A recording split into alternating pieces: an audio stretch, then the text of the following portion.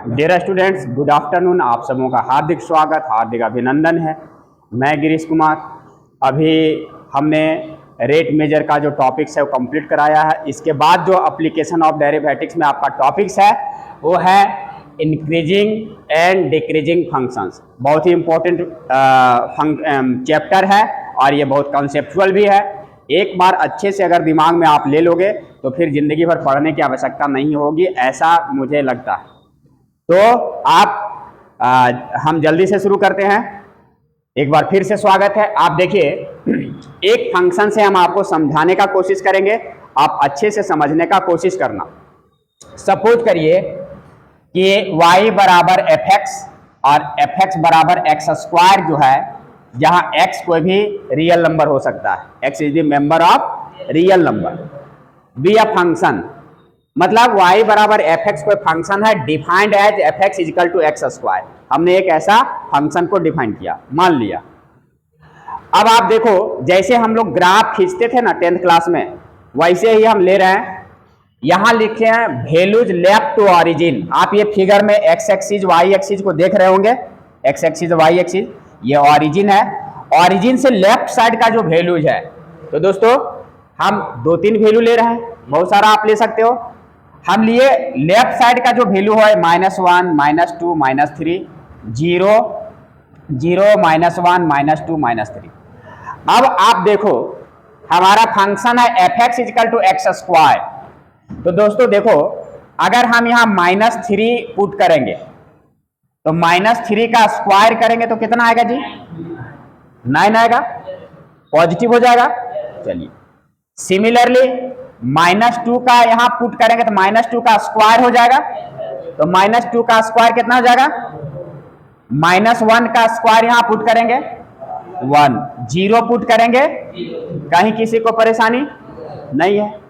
ये left origin का आ गया। अब आप ध्यान देना, वैल्यूज राइट टू ऑरिजिन, जैसे हम ऑरिजिन से राइट की ओर शिफ्ट करेंगे तो 1, 2, 3 ऐसे बढ़ेगा।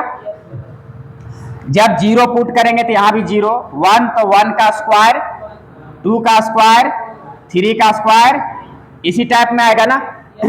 ये हम डोमेन और रेंज में पढ़ा भी चुके हैं कि हमेशा एक्स स्क्वायर अगर है तो उसका रेंज हमेशा पॉजिटिव रियल नंबर आएगा। अब आप देखो, जैसे ग्राफ खींचते हैं, एक चीज ध्यान देना कि जैसे जैसे हम लेफ्ट से राइट की ओर बढ़ेंगे, एक्स एक्सिस की ओर, एक्स एक्सिस पर क्या करेंगे? लेफ्ट से राइट की ओर बढ़ेंगे।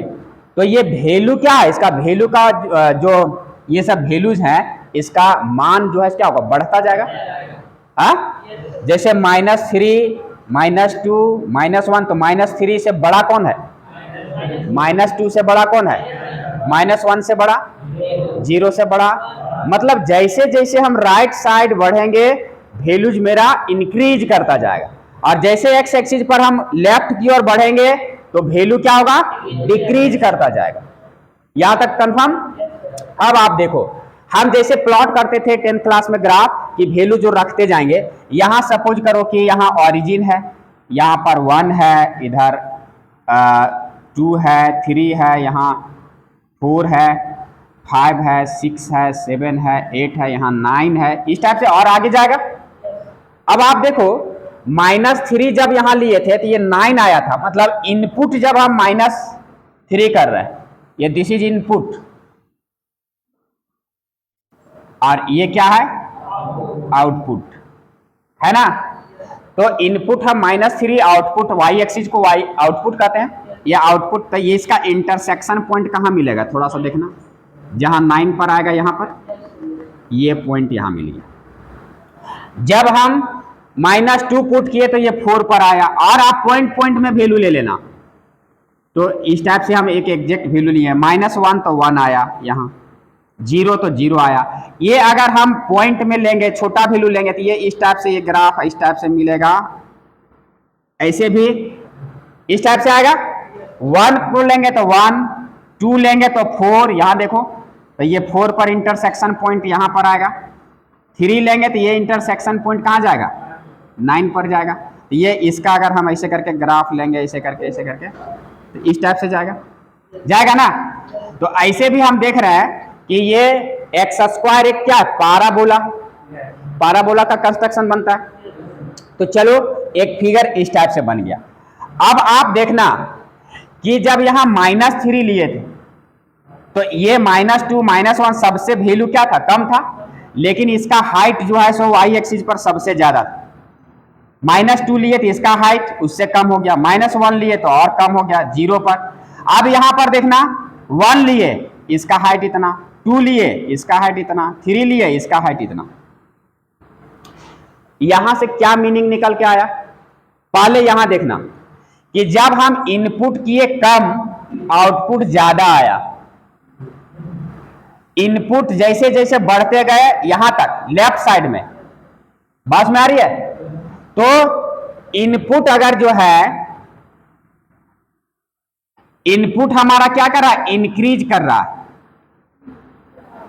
तो आउटपुट मेरा डिक्रीज करेगा। आउटपुट क्या होगा, तो देखो इनपुट जैसे जैसे यहां -3 में सबसे ज्यादा था, माइनस इधर इधर बढ़ रहा है, तो ये लेकिन आउटपुट मेरा घट रहा है। तो यहां से यहां तक ये जो फंक्शन होगा ये कहलाएगा डिक्रीजिंग फंक्शन।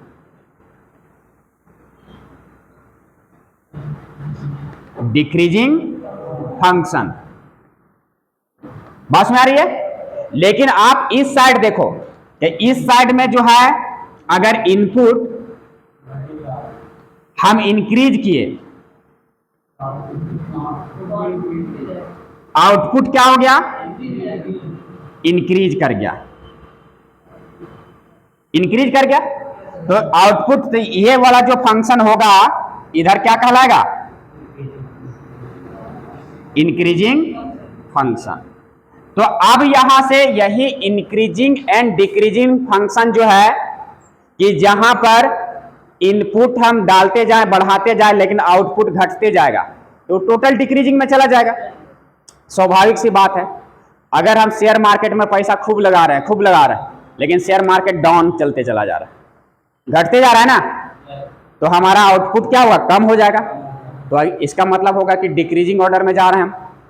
और अगर हम पैसा लगा रहे हैं, मान लीजिए थोड़ा सा ही अगर एफडी करते हैं बैंक में, तो वो कितना है, फिक्स रेट से है, तो थोड़ा सा अगर लगाएंगे जैसे जैसे बढ़ाएंगे तो एफडी में मेरा इंटरेस्ट जो भी देगा लेकिन बढ़ते जाएगा, तो इंक्रीजिंग होगा। एक एग्जाम्पल हुआ।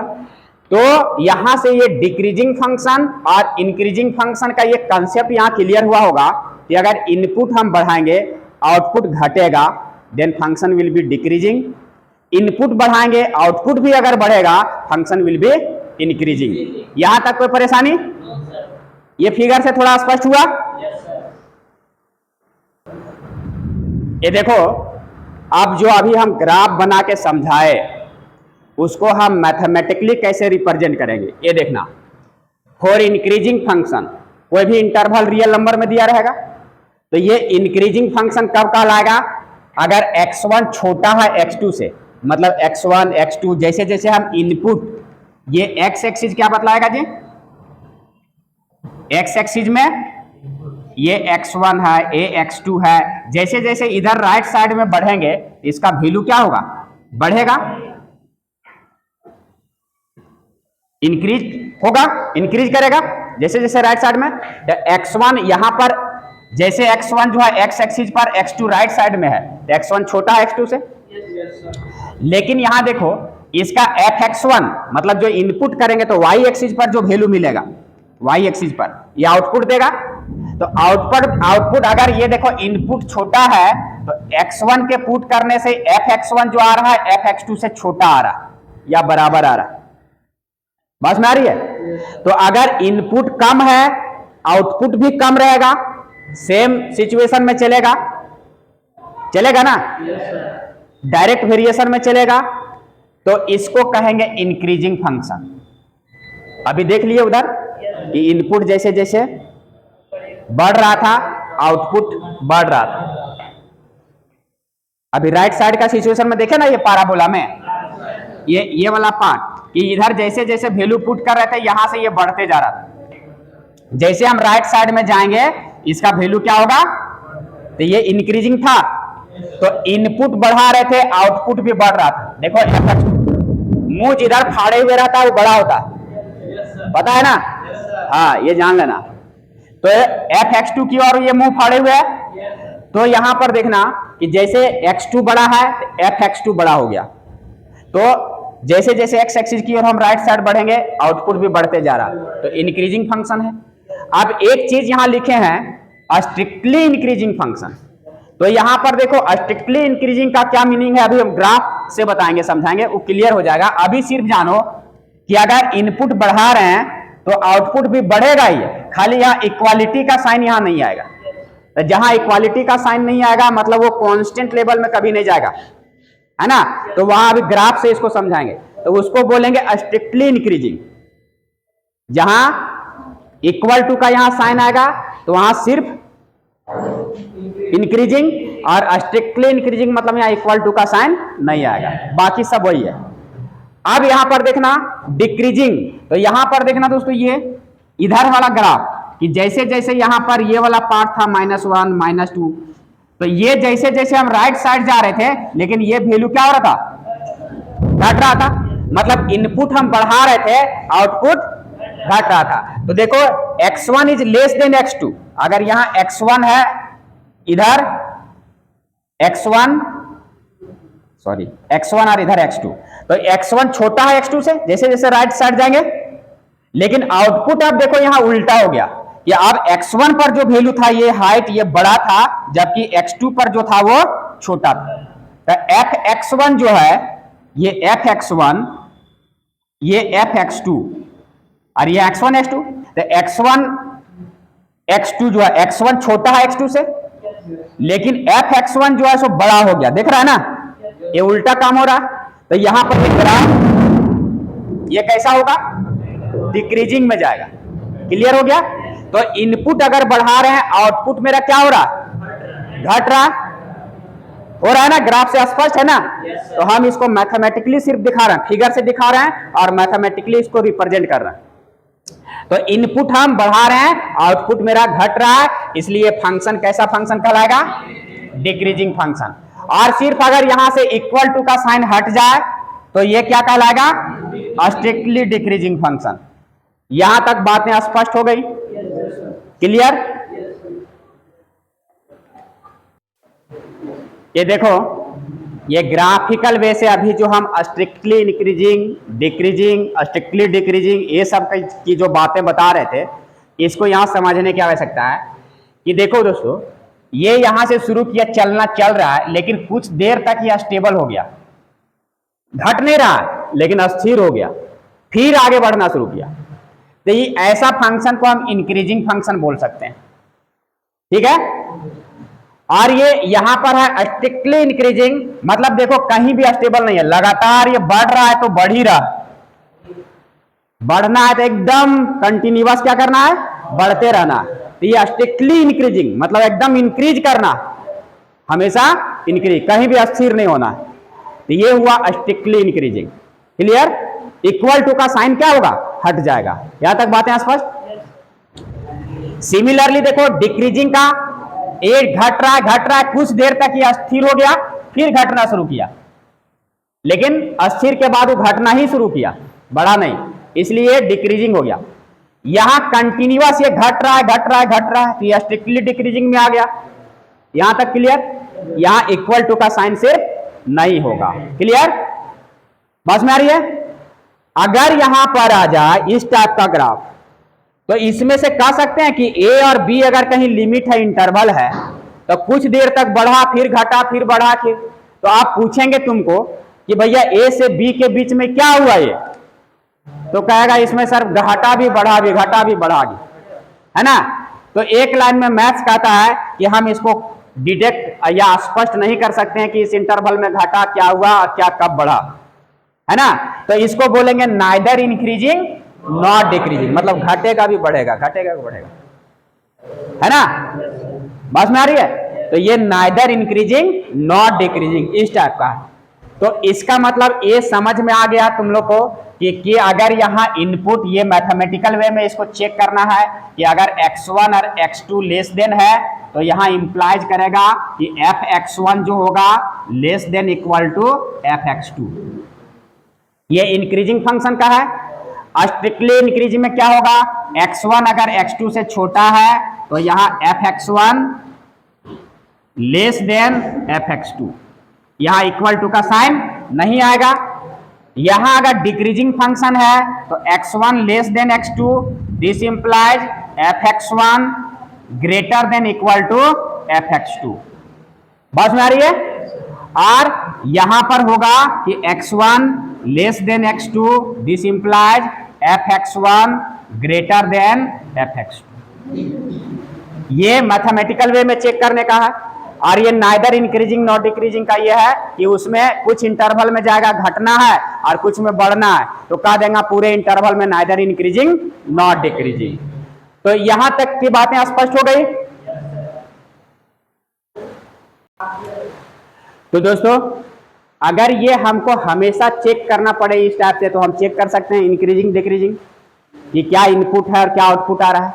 लेकिन इससे हमेशा चेक करना, हमेशा ग्राफ बनाना, ये बहुत थोड़ा सा डिफिकल्ट काम है।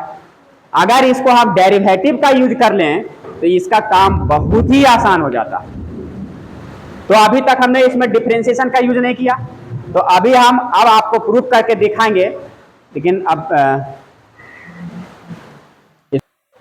ये इंक्रीजिंग और डिक्रीजिंग का आपको मीनिंग समझ में आया।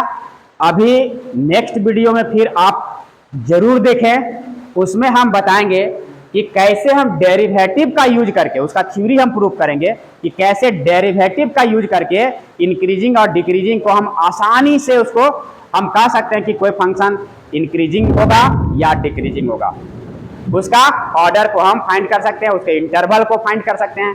तो मिलते हैं हम नेक्स्ट वीडियो के साथ।